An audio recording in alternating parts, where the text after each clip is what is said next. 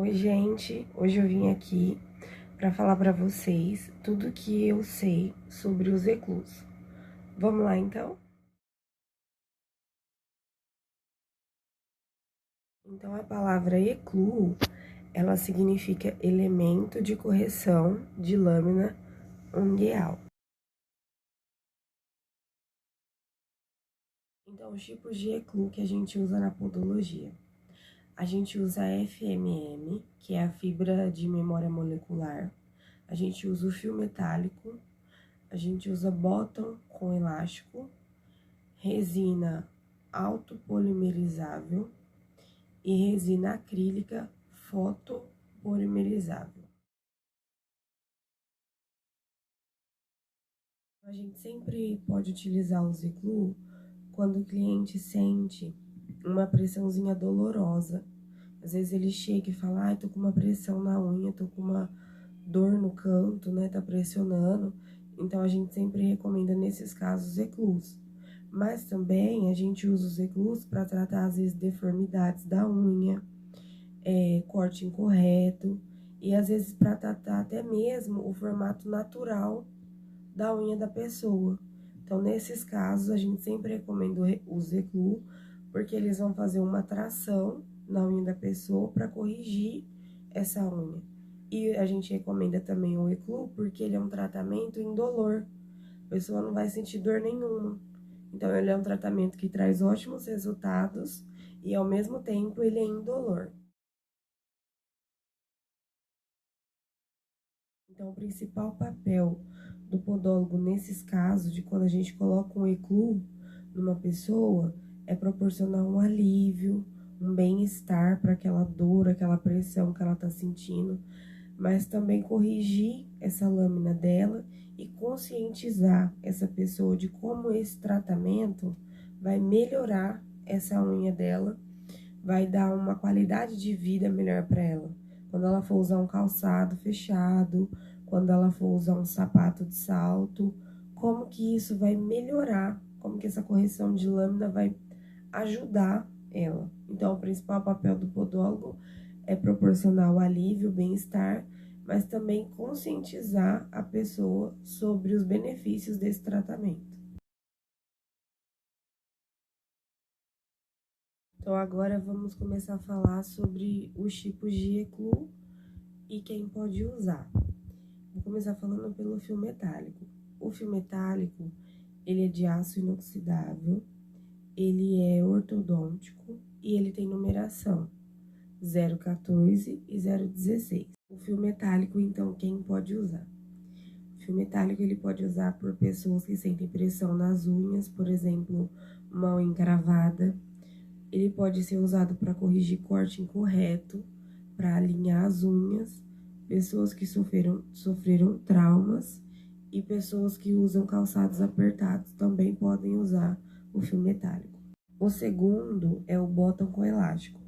O bottom com elástico, ele também é ortodôntico, ele também vai servir para correção da unha e são utilizados 2 bottoms junto com um fio ortodôntico de silicone. O terceiro eclu é a fibra de memória molecular, a FMM. A fibra, ela possui 3 trações, que é fraca, média e forte. E também possui 3 numerações, que é 018, 020 e 022. E a fibra, a gente costuma usar mais ela em casos de onicocriptose, que é a unha encravada. É o caso que a gente costuma mais aplicar a fibra. E o quarto e quinto eclu é a resina autopolimerizável e a fotopolimerizável. As duas são necessárias o aparelho fotopolimerizador.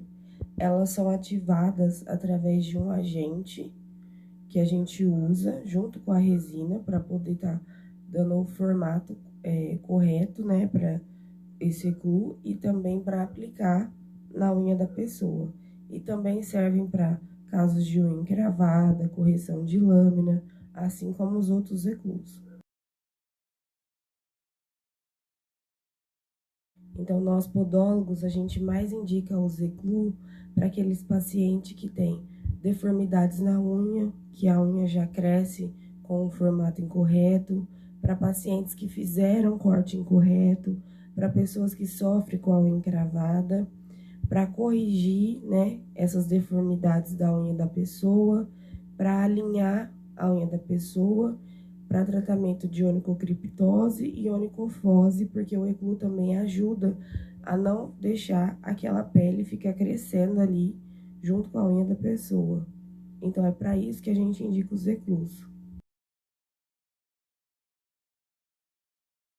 Então, as pessoas que mais precisam dos eclus são pessoas que usam calçados fechados e apertados diariamente, sapatos de bico fino, pessoas que fizeram corte incorreto na unha, sofreram trauma, né, bateram essa unha, pessoas que sofrem também com efeito de medicação, efeito colateral, também pode levar a pessoa a sentir pressão, né, por causa do inchaço e levar a pessoa a precisar de um eclu.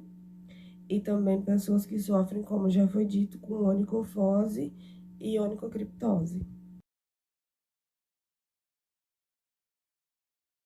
Então, os eclus, eles são contraindicados para gestante, lactante, criança, diabetes descompensada, hipertenso, imunossupressores, pessoas que possuem antecedentes oncológicos.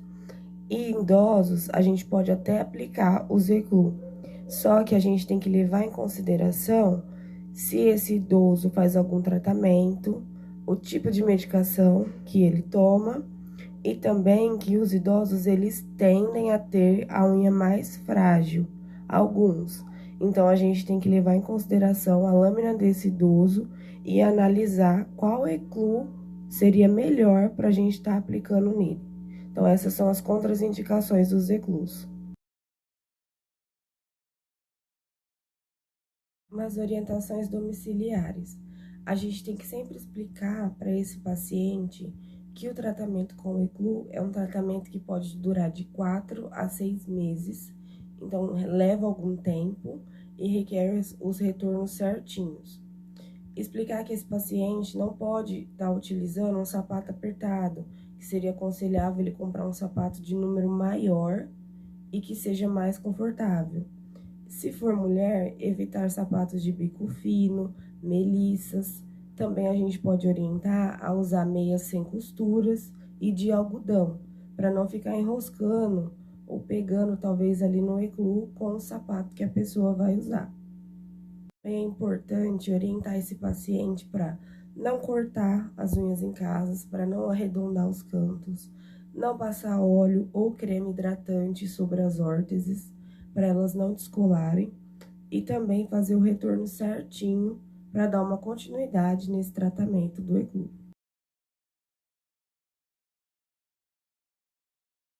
A deformação, a gente poderia resumir ela como uma alteração na cor das unhas. E a distrofia também, ela é uma alteração na cor das unhas, porém ela altera também a textura das unhas. Então, as principais causas que levam a pessoa a ter essas deformidades, distrofia nas unhas, são tipo doenças autoimunes, como por exemplo, líquen plano, psoríase, também a onicomicose pode levar a pessoa a ter uma deformidade na unha, infecção bacteriana, deformidade congênita também pode levar a pessoa a ter uma distrofia na unha. Professor Girafales, me permite fazer uma observação? Sim.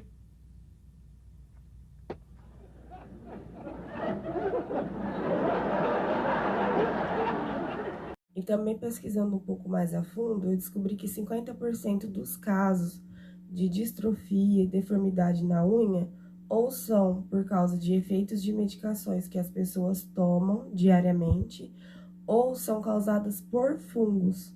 Então, o interessante seria a gente pedir para esse paciente, para esse cliente, estar realizando um exame micológico para a gente saber qual tipo de fungo que seria o tratamento correto e também pedir para ele fazer uma biópsia dessa unha ou da matriz da unha para ele poder descobrir qual tipo de fungo para a gente poder orientar esse paciente qual seria o melhor tratamento para ele, para essa distrofia e para essa deformidade.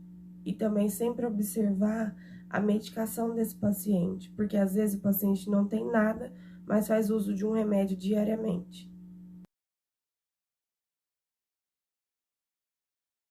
Então, as orientações para um paciente que tem uma deformidade, uma distrofia nas unhas, primeiramente é descobrir, né, a gente junto com ele descobrir a causa, talvez, que esteja causando essa deformidade, além de doenças autoimunes, infecção bacteriana, que nesses casos também será necessário o paciente tomar suas medicações corretamente, fazer um acompanhamento médico, explicar para ele que vai ser um tratamento um pouco mais demorado, junto com a gente, mas também orientar ele que se esse não for o caso dele, que vai ser necessário, às vezes, trocar um calçado, uma bota de EPI, talvez pode estar causando essa deformidade na unha dele, um trauma, um atrito diário.